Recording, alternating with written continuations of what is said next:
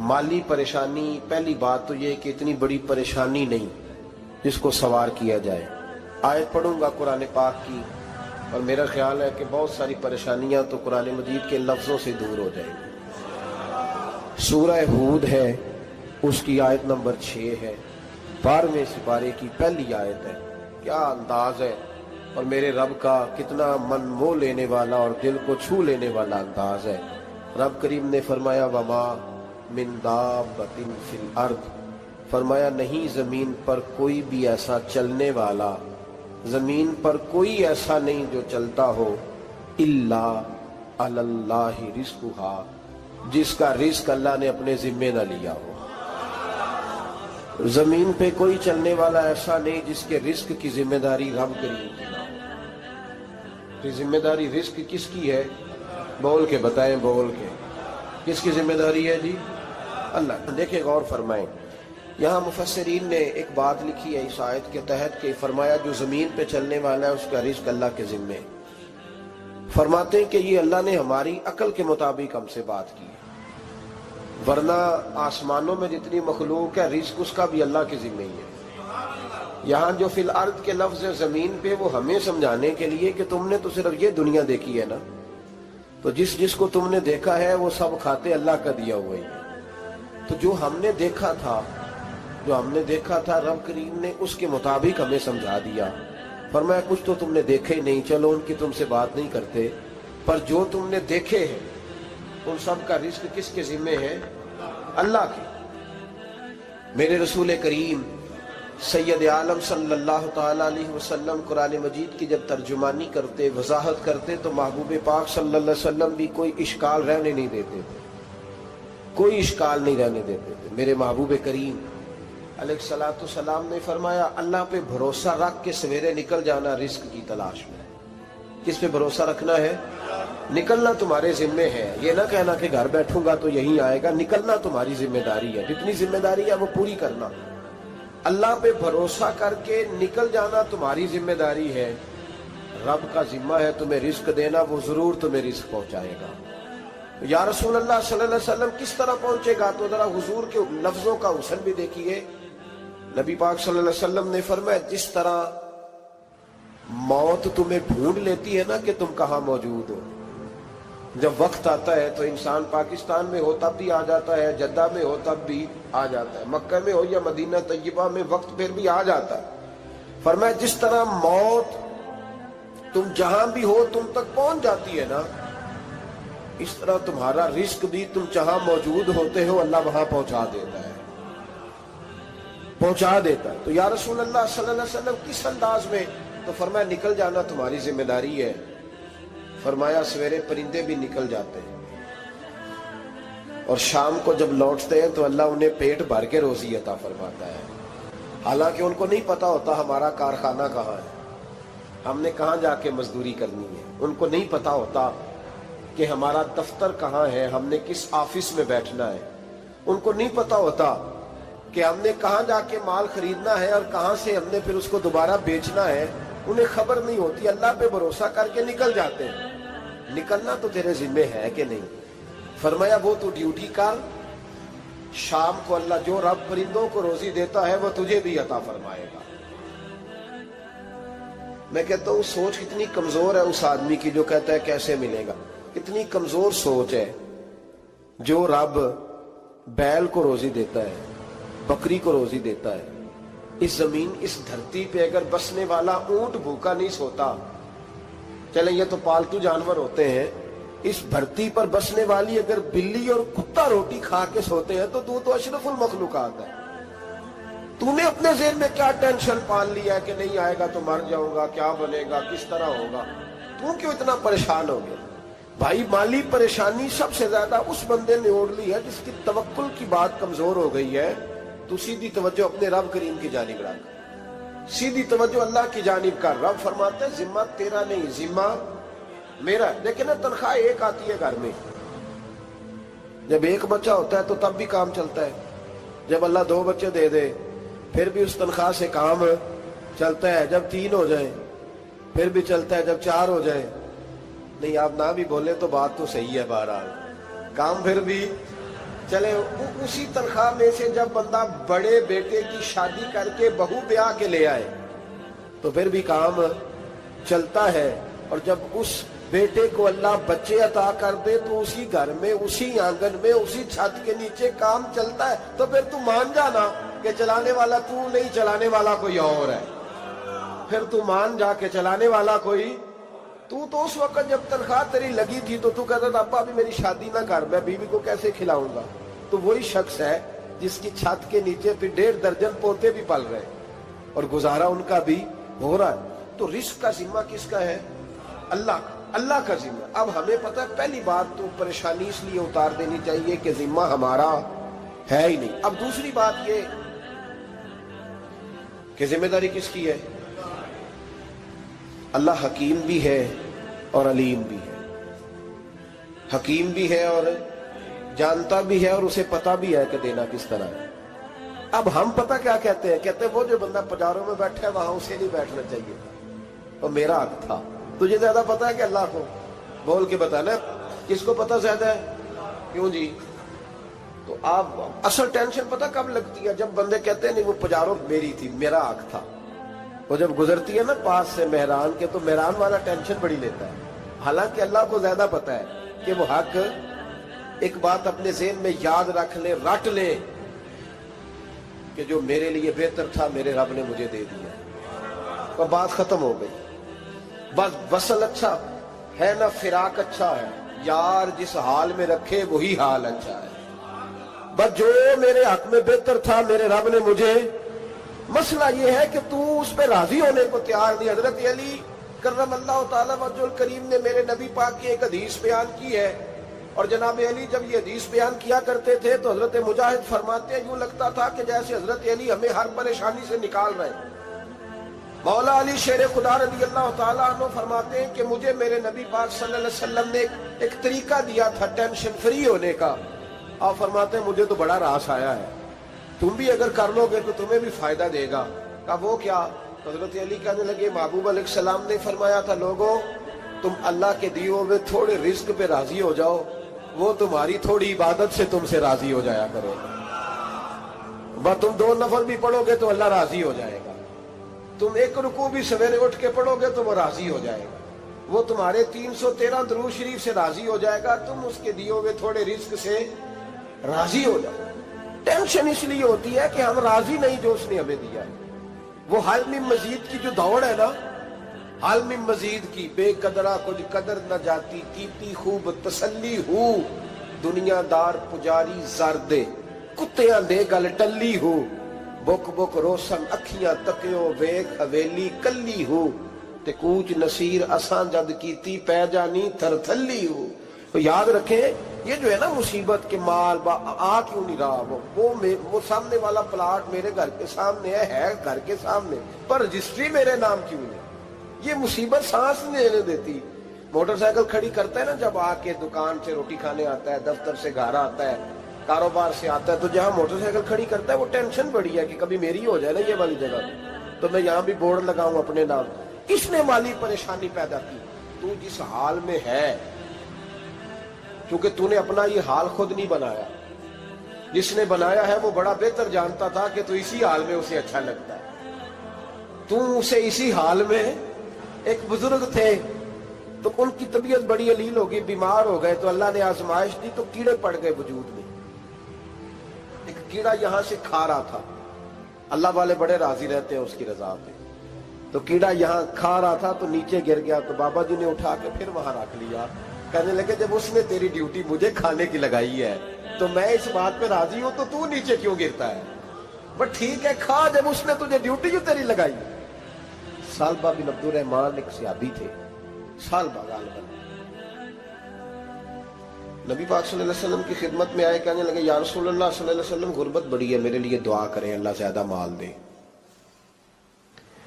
تو محبوب صلی اللہ علیہ وسلم نے فرمایا تو جس حال میں اچھا ہے وہ تیرے لیے بہتر ہے، اس میں تو ہے وہی حال تیرے لیے۔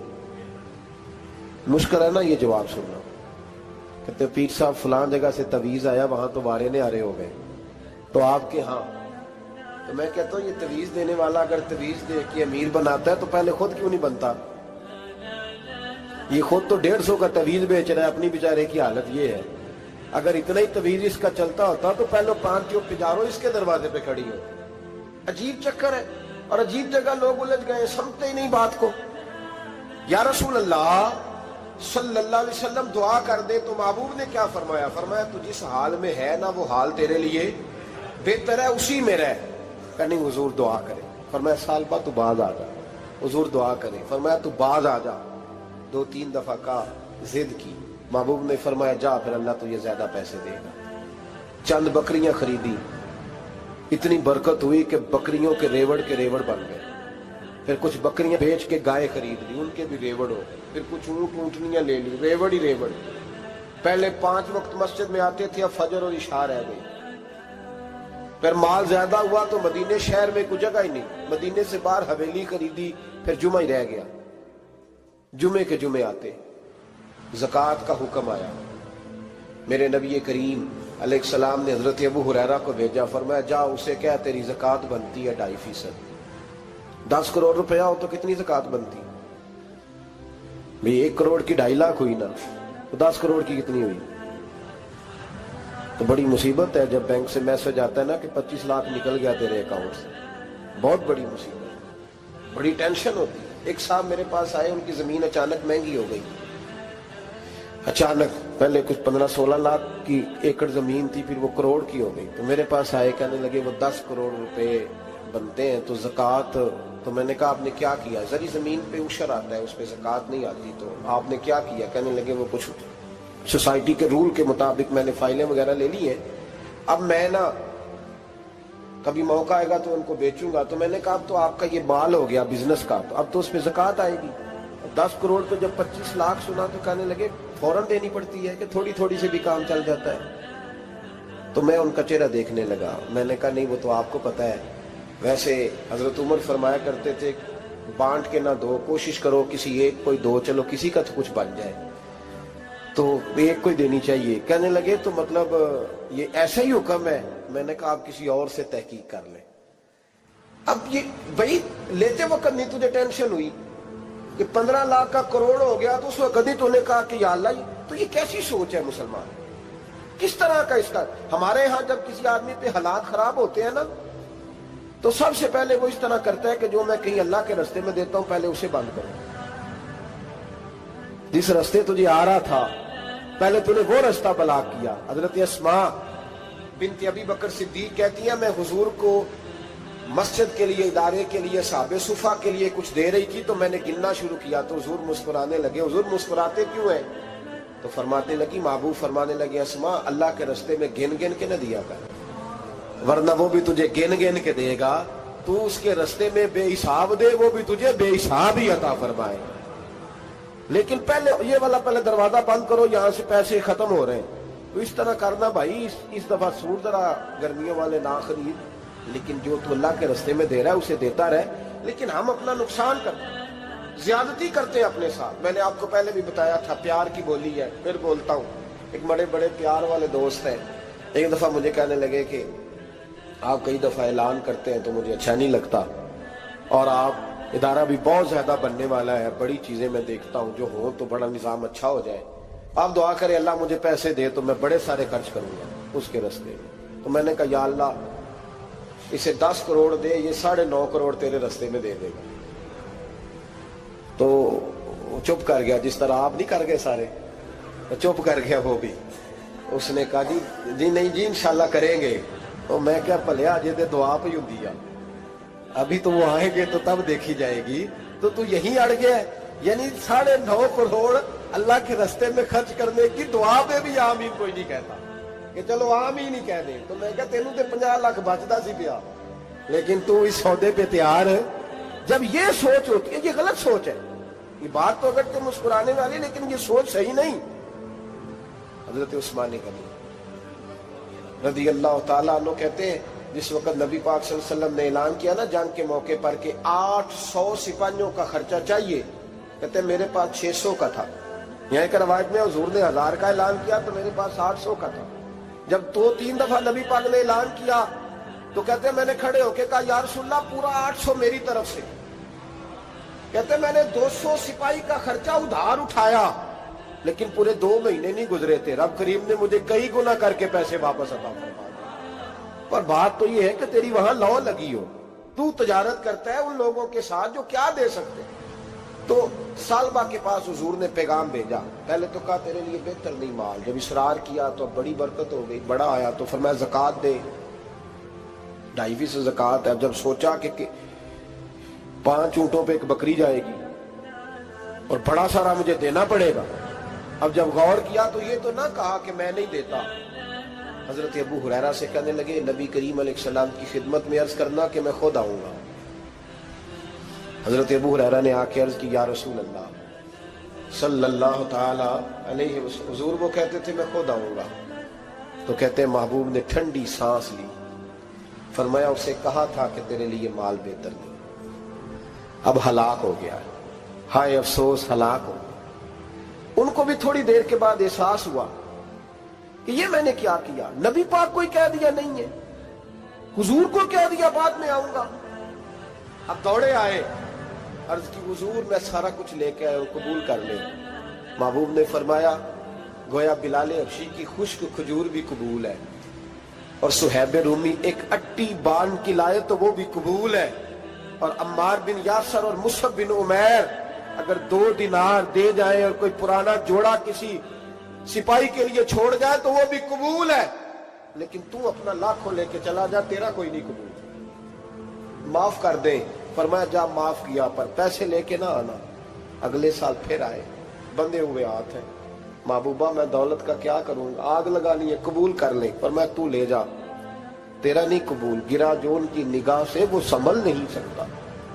حضور نے وصال ظاہری کیا تو جناب صدیق اکبر کے پاس آئے، لاکھوں کا مال، ابو بکر قبول کر لو، تو جناب صدیق اکبر کہنے لگے اس کا کر لو جس کا نبی نے نہیں کیا، چل جا کوئی نہیں چاہیے۔ حضرت عمر کے زمانے میں قحط پڑ گیا، بارشیں نہیں ہوتی، غلہ نہیں ملتا، حالات خراب ہے، مالی طور پہ بحران آ گیا، غربتیں، مجبوریاں، تکلیفیں، آ کے روئے، عمر میرا قبول کر لو، مجھے معافی تو مل گئی تھی نا۔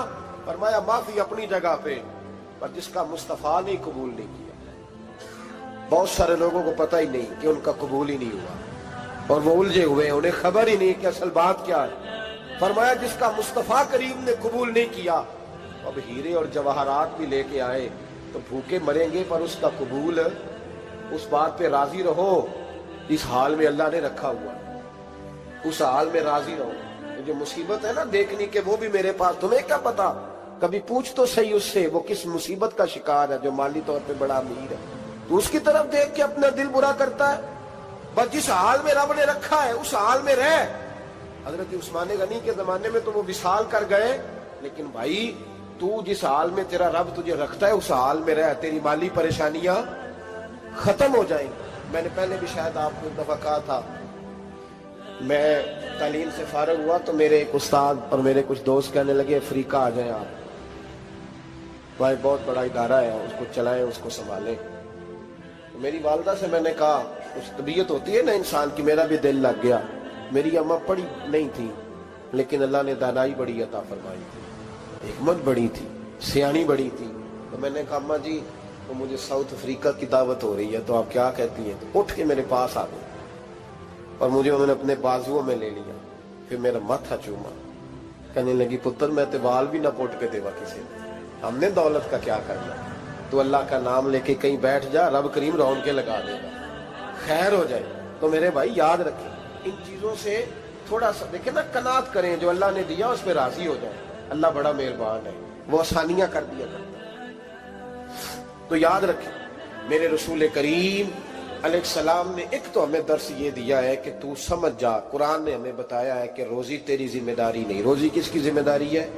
اللہ کی۔ اور دوسری بات یہ کہ جو اللہ نے تمہیں دیا ہے اس پہ تو راضی ہو جا، تیری مالی پریشانیاں ختم ہو جائیں۔ اور پھر حضور صلی اللہ علیہ وسلم نے فرمایا مذہبی طور پر جب دیکھو تو آگے دیکھو، اور دنیاوی طور پر جب دیکھو تو پیچھے دیکھو، پریشانی ختم ہوگی۔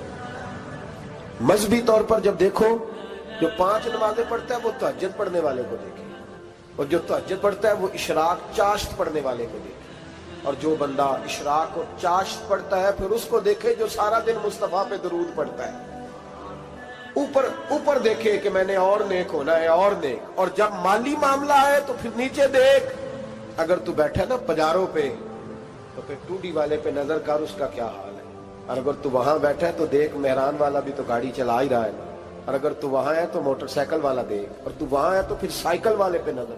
और अगर तू साइकिल वाला है तो पैदल वाले को देख। अगर तू किराए के मकान में रहता है तो फिर झोंपड़ी वाले को देख। और अगर तू झोंपड़ी में रहता है तो फिर भी परेशान ना होना, कुछ ऐसे भी हैं जिन्हें झोंपड़ी भी नसीब नहीं, जो सड़क पर लेटे हुए। और अगर तू तंदुरुस्त है ना तो कभी जाके अस्पताल में देख हाल क्या है, लोग किस हाल में। तो हम शुक्र नहीं अदा करते, उसका नुकसान क्या होता है, नेमतें चली जाती हैं। अल्लाह फरमाते लाइन शकर तुम लाज़ीदन्नकुम, तो शुक्र अदा कर, मैं नेमतों में इजाफा कर दूंगा। तो भाई माली परेशानी का तीसरा सबब यह है कि हम देखते हैं माली तौर पर ऊपर, तो फिर हमें तबीयत बिगड़ती है। और फिर माली परेशानियों के कुछ और असबाब भी हैं। इमाम शाफी फरमाते हैं जिन घरों में लोग फजर की नमाज के वक्त सोए होते हैं उन घरों में रिज्क नहीं आता। आप फरमाते हैं फजर का वक्त अल्लाह के देने का वक्त है, उस वक्त अल्लाह बांटता है। हुजूर सल्लल्लाहु अलैहि वसल्लम का फरमान है ना हदीस में कि तहज्जुद के वक्त अल्लाह पहले आसमान पे नुज़ूल जलाल फरमाता है जो उसकी शान के लायक है तहज्जुद के वक्त, और वो कहता है मांगो मैं तुम्हें अता करूंगा। लेने की बारी आए तो बंदा समेट समाट के अंदर घुस जाए। हमारे यहाँ ये होता है कि इशा के बाद बच्चे बैठते हैं मोबाइल लेके, तहज्जुद का वक्त आता है तो उनकी आंखें बंद होनी शुरू होती। तो लेने के वक्त तो तू सोया था, तेरा मसला कैसे हल होगा भाई। जब कोई आदमी खैरात बांट रहा हो तो जो प्याला पीछे कर ले उसे मिलेगा। कहते उस वक्त आना जब मैं बांट रहा था, अब तू किधर आ गया है। मिसाल दे रहा हूं, तो फजर का वक्त मांगने का है, तो सारी रात तो गुजर गई गेमें खेलते टीवी देखते, और जो लेने का वक्त था तू सो गया, तो कैसे आएगा तेरे पास। तो उठे सवेरे बंदों से मांग के देख लिया, बड़ी इज्जतें खराब हुई। फजर का वक्त उठ के झोली फैलाए। मेरे रसूल पाक अलैहिस्सलाम फरमाते हैं, रब फरमाते हैं जब बंदे मेरे आगे झोली फैलाते हैं मुझे शर्म आती है। किसे चुमे यार गुलाब ताई, किसे जाके कलीनो चुमिया है, किसे चुमिया यार दिचो खटनो,